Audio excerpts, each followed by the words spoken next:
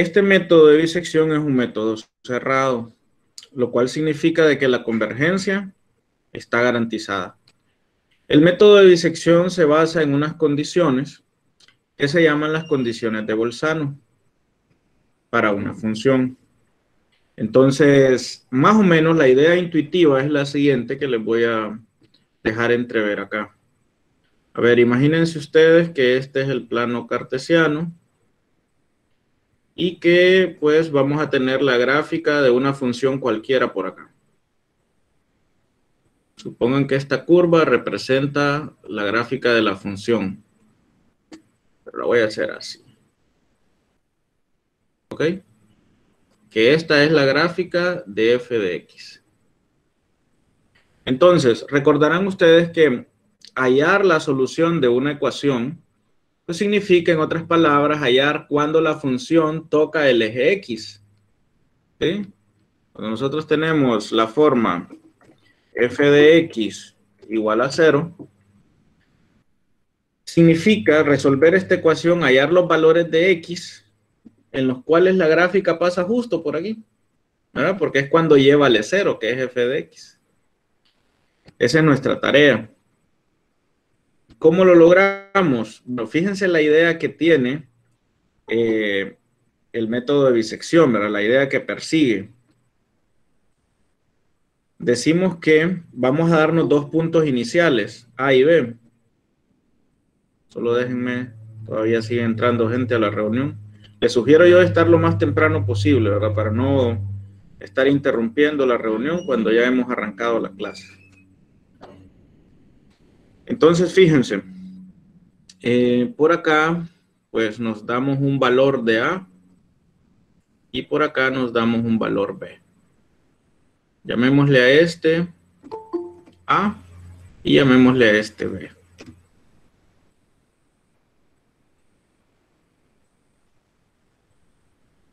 ¿Ok? Entonces, estos dos valores los vamos a utilizar para aproximar esta raíz que debería de estar en medio de ellos. ¿Ok? Entonces, lo que dicen las condiciones de Bolzano, hay dos condiciones que nos piden para que esté garantizada que tengamos la solución de una ecuación. ¿Cuáles son esas dos condiciones? Pensando que tenemos esos dos puntos iniciales, A y B, que nosotros conocemos la función y que por lo tanto podemos encontrar f de A y f de B. Entonces la primera condición es que f de A, no debería de ser mayúscula, sino f de A por f de B tiene que ser menor que 0. ¿Qué significa esto? En nuestra experiencia, ¿qué significa que algo sea menor que 0? Bueno, significa que es un número negativo, ¿verdad? ¿Cuál es la única forma de que al multiplicar dos expresiones el resultado sea un número negativo? Pues claro, que una de ellas sea positiva y la otra sea negativa. ¿Qué significa eso entonces? Que para que usted pueda aplicar el método de bisección, cuando venga yo y trate de encontrar quién es el valor de f de A, acuérdense que f de A es el valor que viene a pegar aquí, ¿verdad? Que queda justo sobre este punto. Este que tenemos de aquí, si este es A y esta es la gráfica de la función, pues necesariamente este tiene que ser f evaluado en A. Y este de acá, este puntito, pues naturalmente tiene que ser f evaluado en B. Resulta que para usted poder aplicar el método de bisección, estos dos tienen que estar Uno por debajo del eje X y otro por arriba del eje X. O sea, tienen que ser de diferentes signos. Mire que si tienen iguales signos, jamás va a lograr usted que la multiplicación de ellos den menor o igual que cero. Ya sabemos por qué, va por la ley de los signos para la multiplicación. Jamás lograría que le diese negativo. La condición puede ser al revés, ¿verdad? O sea, que A quede arriba y que B quede abajo. Eso no importa. Lo que sí es cierto es que al multiplicarlos, tiene que quedar un número negativo. Ahora, ustedes dirán, ¿y por qué Bolzano plantea esas condiciones? Inicialmente, ¿verdad? Ya vamos a ver la segunda. Bueno, porque Bolzano dice, ¿de qué otra manera podría yo garantizar que paso por el eje X, si no forzando a que un punto en un intervalo, su extremo esté por debajo del eje X y el otro esté por arriba? Forzosamente voy a tener que pasar en algún momento, por el teorema del valor medio, ¿verdad? Voy a tener que pasar por el eje X. Y ahí es donde entra la segunda condición, porque esto no sería totalmente cierto si no le añadimos una segunda condición. Y es esta. La segunda condición de Bolzano es, las dos se necesitan. Si alguna de ellas falla, bueno, ya no podemos garantizar el método de disección, ¿no? Que F sea continua en el intervalo abierto A, B.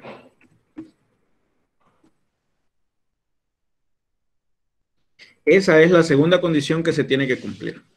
Vamos a ver, de su clase de cálculo, ¿recuerdan qué significa la continuidad para una función? ¿Qué entendemos por una función continua? Gráficamente, ¿qué quiere decir?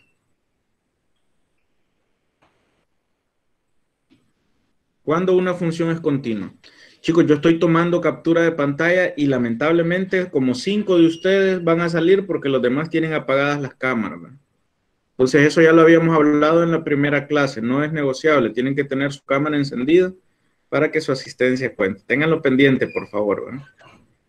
Y si no, pues hay que chequear, ¿verdad? Yo ya les voy a subir ahorita en un ratito la videoconferencia anterior, donde hablamos, ¿verdad?, de que para estar aquí en la clase hay que tener la cámara encendida en todo momento.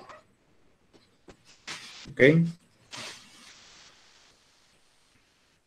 Así es que por favor enciendan la cámara para poder verles que están aquí. Si no, pues simplemente no les voy a tomar en cuenta la asistencia.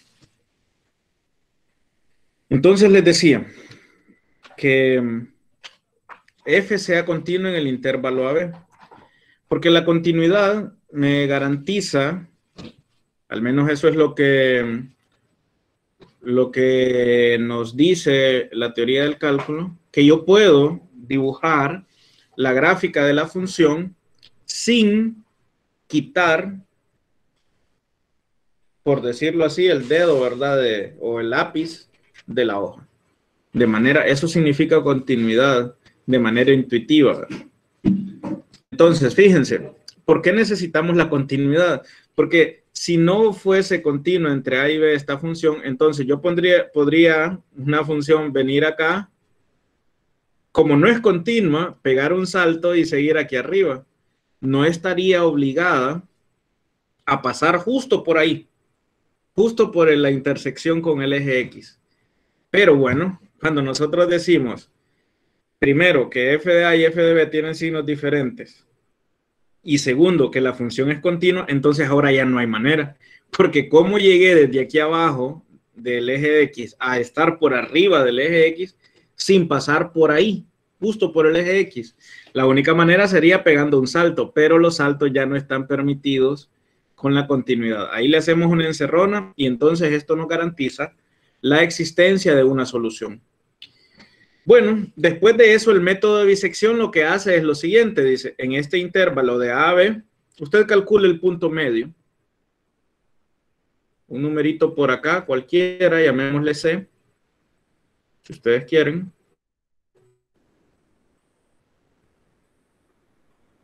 Llamémosle C a este. Y bueno, resulta que esta es nuestra aproximación a la raíz. Nosotros sabemos que no lo es, miren, es una primera vez porque la raíz debería de quedar aquí. ¿Cómo procedemos a continuación? Bueno, miren, cuando tenemos este punto C, se nos crean dos intervalos, uno que va desde A hasta C y otro que va desde C hasta B.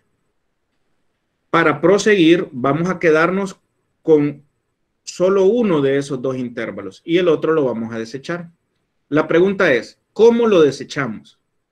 Fácil, solamente uno de los dos intervalos seguirá reuniendo las condiciones de Bolzano y el otro ya no.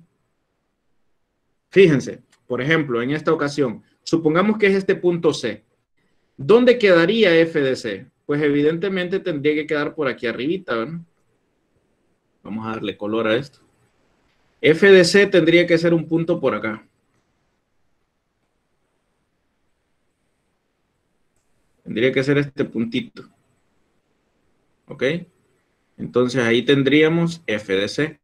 Evidentemente, si lo vemos desde ese punto de vista, pues F de C tendría un valor positivo. Pregunta.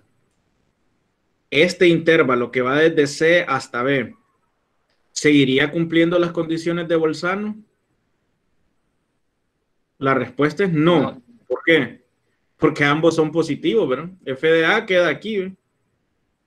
Es positivo, F de B también es positivo. Entonces, ese intervalo ya no cumple las condiciones de Bolzano. Entonces lo desechamos. ¿Con cuál nos vamos a quedar? Con el pedacito que va desde A hasta C. Y fíjense que es ahí donde queda precisamente la solución. ¿Se dan cuenta?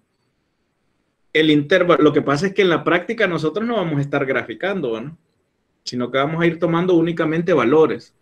Entonces vamos a estar a ciegas, pero esto ilustra el proceso, el por qué debemos de quedarnos con el intervalo que cumple las condiciones de Bolzano. Observen, f de C es positivo, f de A es negativo, cumple las condiciones de Bolzano, por lo tanto, este es el intervalo adecuado. Con este me quedo. ¿Y qué hago? Voy a aplicar la misma lógica, lo divido a la mitad, voy a conseguir un punto, llamémosle D, en general, ¿verdad? Retomamos los valores, decimos que este es A, que este es B y que este punto es C. Solamente renombramos para una siguiente iteración. Pero entienden que vamos a seguir así, ¿verdad? Voy a conseguir esta mitad, luego va a quedar un intervalo desde A hasta este punto y otro intervalo desde este punto hasta C, lo que nosotros llamamos C. ¿Qué va a pasar? Uno de estos dos va a cumplir las condiciones de Bolzano. Es obvio que el que va desde A hasta acá no lo va a cumplir. ¿Por qué? Porque los dos van a quedar negativos. Entonces me va a quedar este intervalo de este punto a este punto. Y así voy a seguir. Lo voy a dividir otra vez a la mitad. Voy a tomar el que cumple las condiciones de Bolzano. Entonces, entienden que vez tras vez voy reduciendo más el espacio que hay. Y esos intervalos cada vez van quedando más pequeñitos y van encerrando la solución. Entonces, eso es lo que hacemos con el método de bisección. Encerramos la solución. Entonces repetimos este proceso vez tras vez hasta que estemos lo suficientemente cerca de la respuesta. La pregunta importante es, bueno, ¿y cómo sé yo cuándo estoy lo suficientemente cercano a la respuesta? Porque pareciera ser un término muy ambiguo. La respuesta es fácil y es sencilla y es algo que ustedes ya estuvieron estudiando con el error. Vamos midiendo el error. Acuérdense que hay varios tipos de errores, ¿verdad? Hay error absoluto y hay error relativo. Nosotros, anótenlo y pónganlo como norma de la clase, utilizaremos el error relativo porcentual. ¿Ok? El error relativo porcentual. Entonces, a cada iteración vamos calculando el error. ¿Cómo? Bueno, utilizamos el valor más reciente que hemos encontrado, lo damos como el valor verdadero, a que normalmente se le conoce en la teoría que ustedes leyeron, y utilizamos el valor anterior, y con ese calculamos el error en cuanto andan. En la mayoría de estos casos, de estos métodos, lo que vamos midiendo no es exactitud, sino precisión. Queremos que los términos queden pegados unos a otros. Yo estoy seguro que ustedes ya leyeron esos conceptos acerca de exactitud y de precisión, ¿verdad? Entonces, queremos que los términos, las nuevas iteraciones, perdón, los valores que vamos consiguiendo queden pegaditos los unos con los otros. Eso, en teoría, debería de garantizar que estamos muy cerca de la solución. Como regla general, aquí en esta clase utilizaremos el 0.1% de error relativo porcentual. Es decir, mientras usted no consiga un error menor o igual a 0.1% de error relativo, entonces sigue iterando tantas veces como sea necesario. ¿Ok? Digamos que es la teoría. Ilustrémoslo. Por cuestiones prácticas lo voy a hacer en Excel, que me va a ir haciendo los cálculos él solo. Entonces voy a detener aquí esta presentación y los voy a llevar allá para que vean pues cómo podemos irle dando forma. Normalmente esto lo haríamos con calculadora o programándolo, ¿verdad? Pero el tiempo acá es una cuestión fundamental, entonces tenemos que apurar el paso un poquito, ¿verdad? Voy a presentarles esta ventana donde tengo el libro de Excel. Me confirman qué tal ven. Bueno, entonces miren, resolvamos. Voy a insertar por aquí. Resolvamos una ecuacioncita, de esas que no sería tan fácil, ¿verdad? Si no tuviéramos estos métodos. No sé por qué no me deja meter una ecuación. ¿Qué le pasa?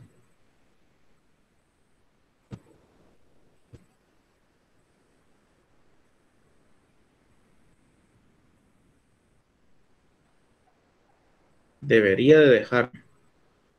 Ahí está. No sé qué rollo se tenía. Ok, entonces vamos a resolver la ecuación x al cuadrado menos exponencial de x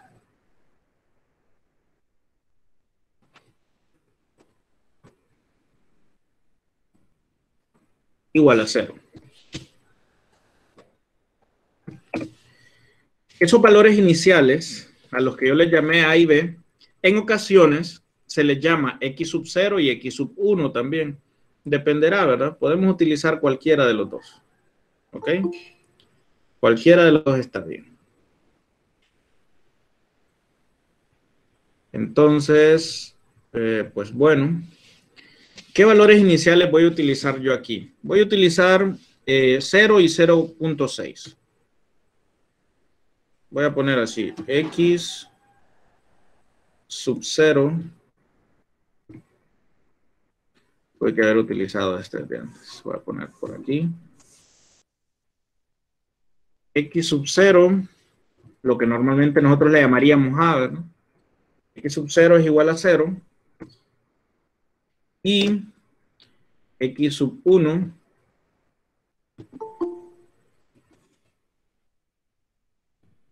voy a utilizar negativo 0.6. ¿Ok? Listo.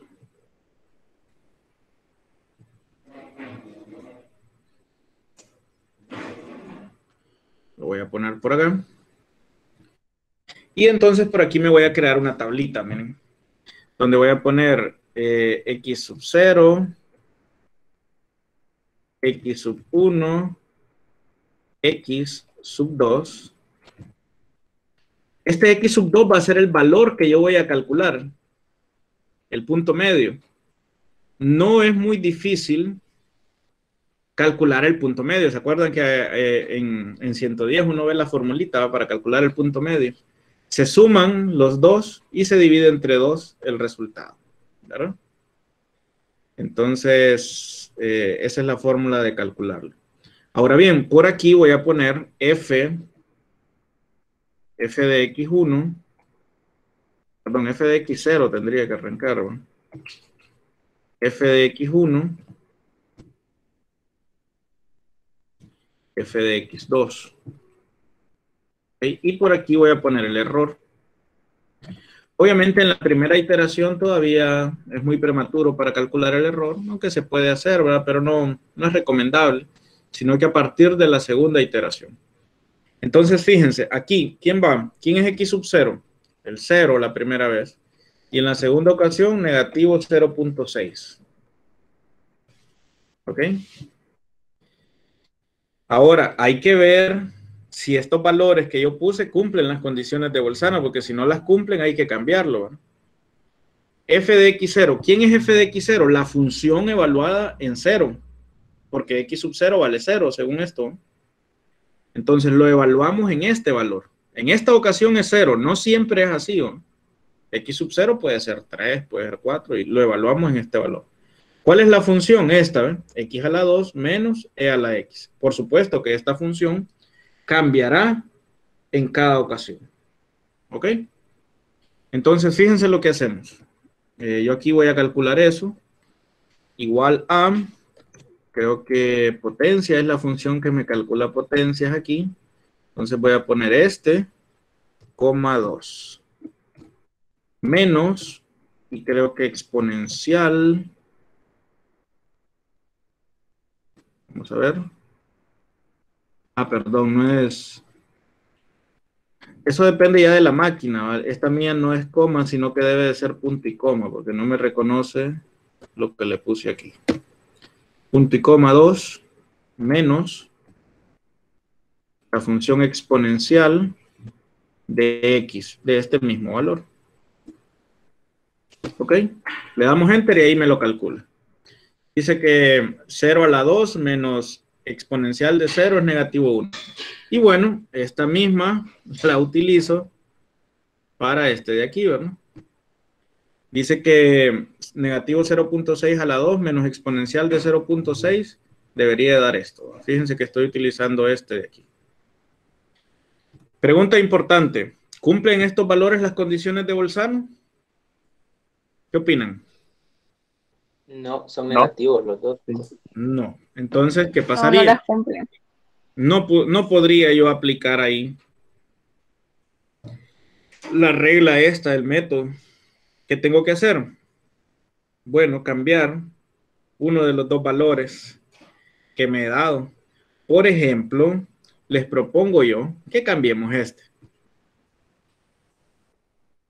Este sea negativo 1 mejor. Probemos a ver qué sucede si aquí en lugar de negativo 0.6 pongo negativo 1. Ah, un cambio radical, ¿verdad? Porque ¿qué sucede? Ahora sí se cumplen las condiciones de Bolzano. ¿Ok? Con este al multiplicarlo dan negativo.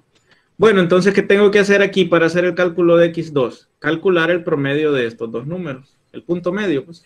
Entonces, por aquí voy a poner igual a este más este dividido por 2.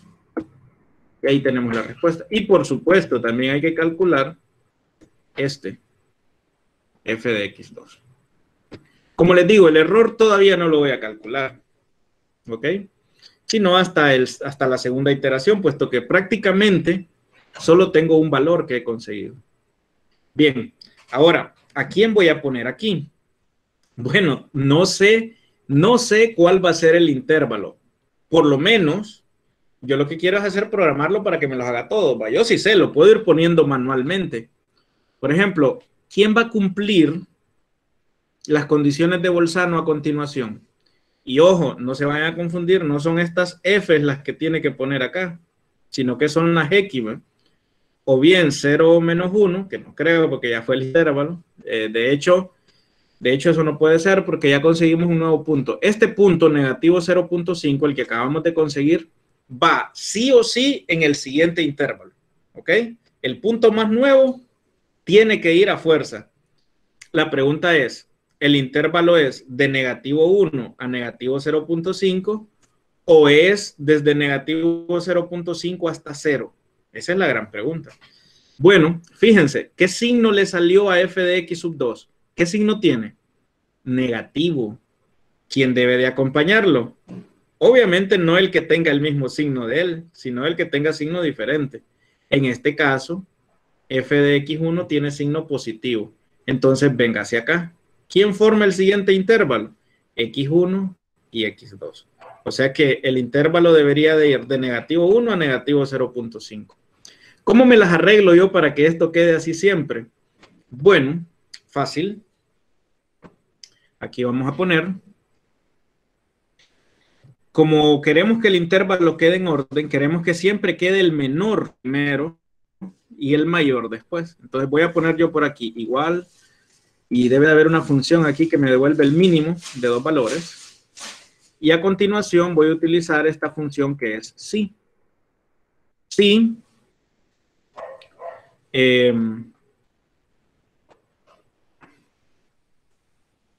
o debería de ponerlo al revés.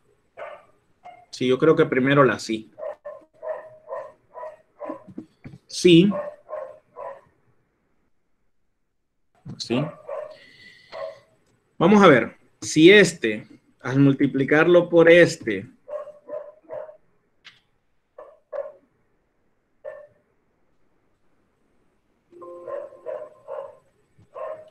déjenme arreglo aquí una cosita. Sí, voy a utilizar este. Ok, sí. Cuando yo multiplico este por este, me da menor que 0. Bueno, significa que ahí está la solución, ¿verdad? Que ellos son. Entonces aquí me dice que ponga punto y coma. ¿Y qué hago si es el valor verdadero? Bueno, el menor entre X1 y X2, ¿verdad? Porque estos son estos dos, X1 y X2, el menor entre este. Ajá, y si no, bueno, si no, entonces tiene que ser, X2 siempre va a ir. Tiene que ser el menor entre X2 y ya no X1, sino X0. Entonces le pongo que me ponga el menor entre este. ¿Y qué debo de utilizar aquí? Coma. Y este.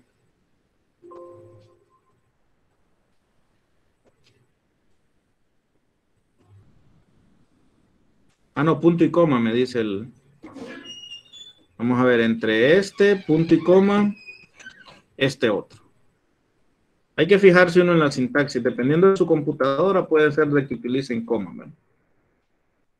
El menor de ellos. Ahí está. Pues se fijan, automáticamente me pone el -1. Ahora, yo quiero copiar esto, nada más que aquí en este otro ya no quiero el menor del intervalo, sino que quiero el mayor. Entonces le voy a dar copiar y solamente le voy a cambiar ese detalle porque si no me va a salir lo mismo. Bueno, de hecho no me va a servir porque tendría que haberle puesto signos de dólar a todo. Pero bueno, lo puedo volver a crear si solo va a ser una vez. Después solo le voy a dar copiar. Igual, si, pongo la condición, si este por este es menor que 0, punto y coma, ¿qué hago si es verdadero? Pues si es verdadero, entonces ahora quiero el mayor. Pero aquí era max.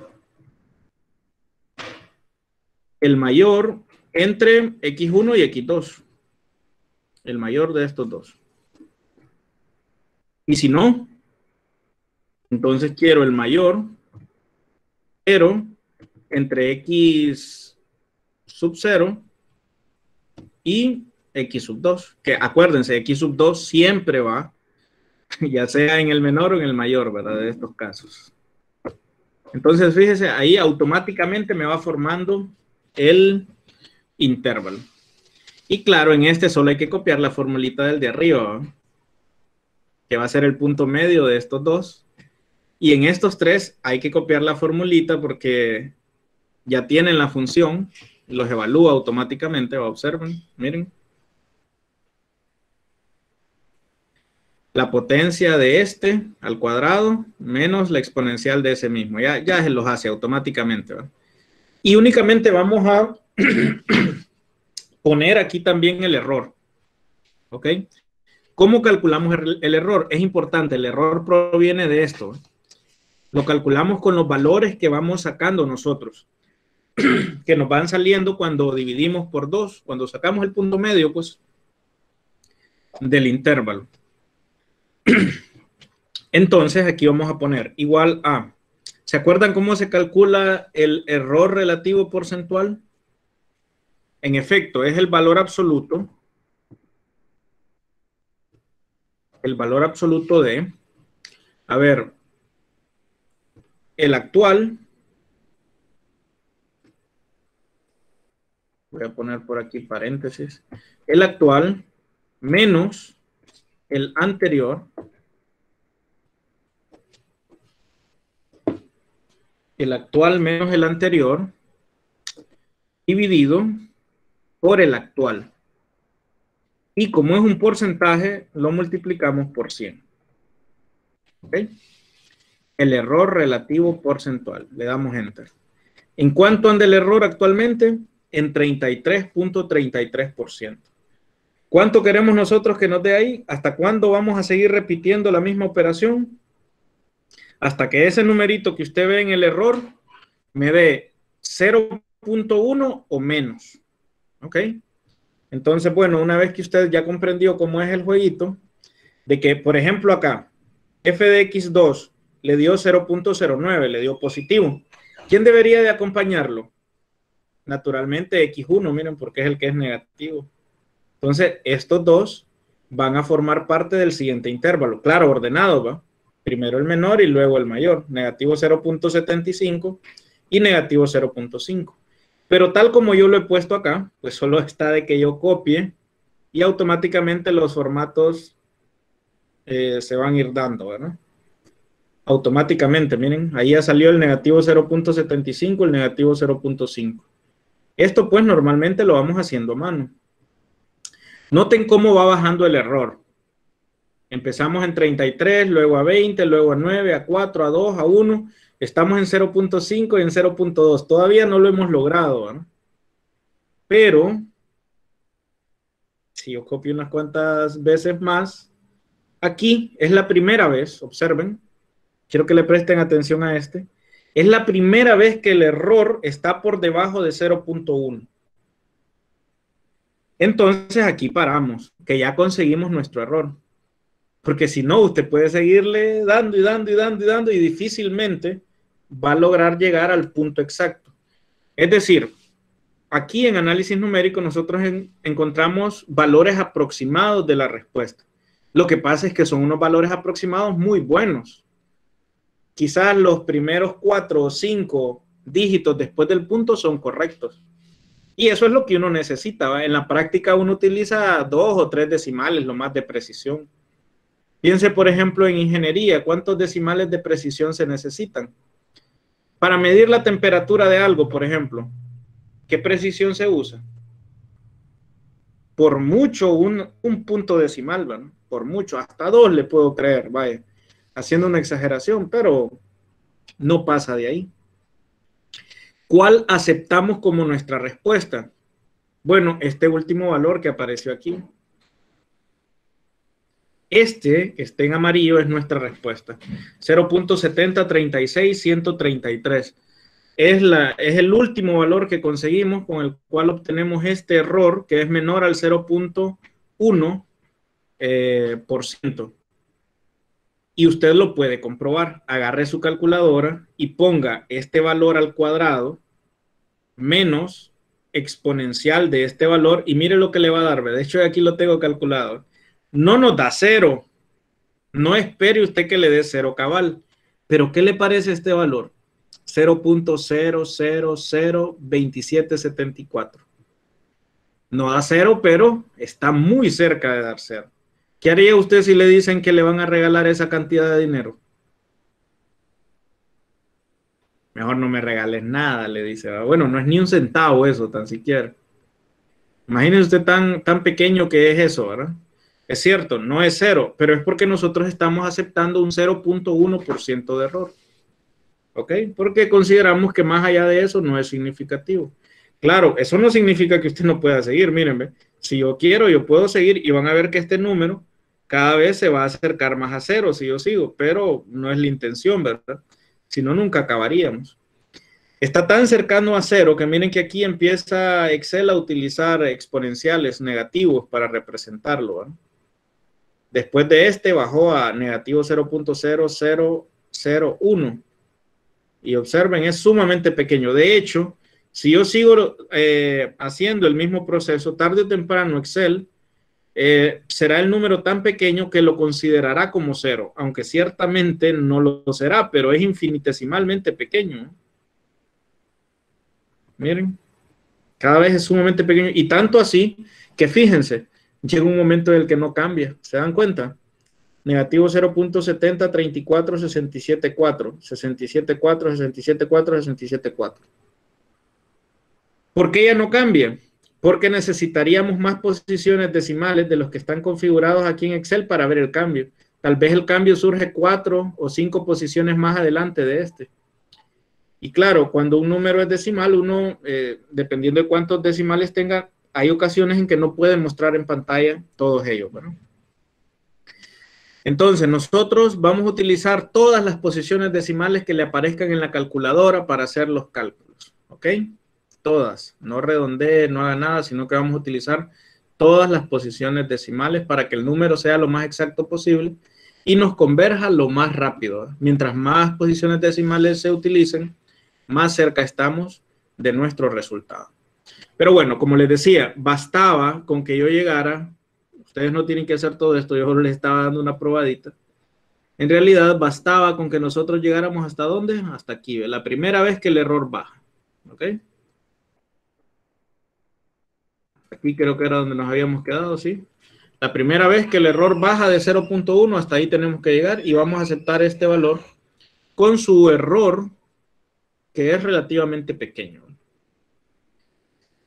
Esto es entonces, chicos, el método de bisección. Lo único que les va a cambiar en cada ocasión serán, naturalmente, la función esta y también estos intervalos, ¿verdad? De 0 a menos 1 puede ser de que cambie. Bueno, de hecho va a cambiar, ¿verdad? Y uno tiene que verificar que se cumplan las condiciones de Bolzano. Si no se cumplen, ni tan siquiera empiezo. ¿Ok? No tiene sentido para este método que yo arranque si no tengo las condiciones de Bolzano garantizadas.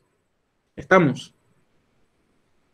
No sé si antes de terminar tienen alguna duda o alguna pregunta con este método. Les escucho.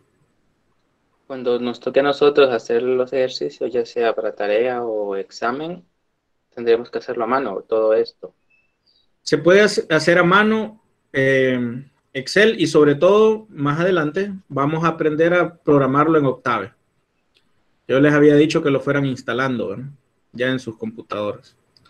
Entonces sí, la idea es que como usted puede en el momento, si usted se siente más cómodo con la calculadora, pues hágalo con la calculadora. Si siente que lo puede hacer en Excel, en Excel. Eso sí, si el ejercicio le dice puntualmente que haga el código de Octave, entonces le va a tocar hacer el código en Octave, ¿verdad? Ya será algo puntual, o que me envíe el ejercicio resuelto en Octave, o el código donde lo programó. Pero bueno, ahí ya como usted se sienta más cómodo. ¿Pueden usar Excel? Sí lo pueden usar.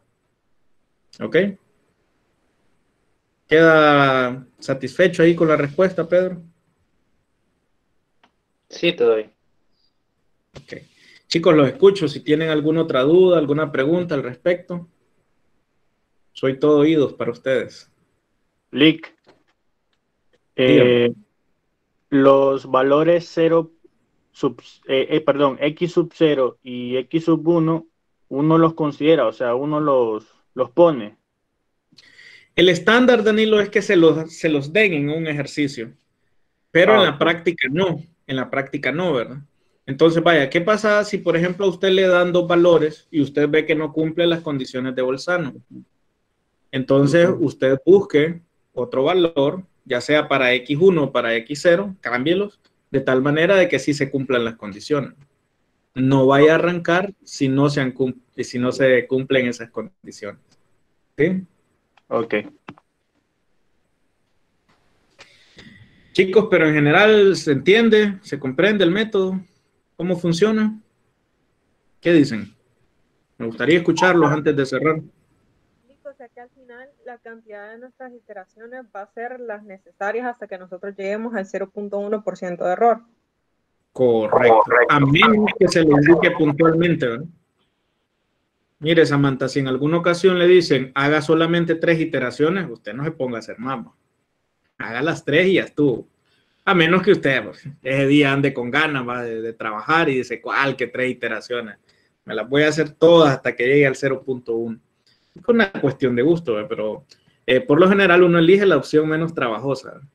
Aunque ciertamente si se fijaron, así como yo que lo hice en Excel, a mí me valía cuántas me pusieran. ¿Va? Si me decían haga 500 iteraciones, yo le hacía las 500 porque ahora le iba a dar copiar para abajo. Y ya estuvo. Y lo mismo es cuando programamos en Octave. Si en Octave uno programa y él hace todo todas las cuestiones, ¿no? Y por eso aprendemos nosotros programación, por estas cosas. Porque si no, uno tiene que estarse dando duro con una calculadora y matándose.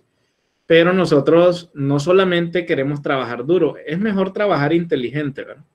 Y trabajar inteligente es quebrarse un poquito la cabeza pensando cómo hago el programa para después no estarse quebrando la cabeza pensando en cómo voy a hacer cada ejercicio. Si ya el programa me los puede resolver, ¿verdad?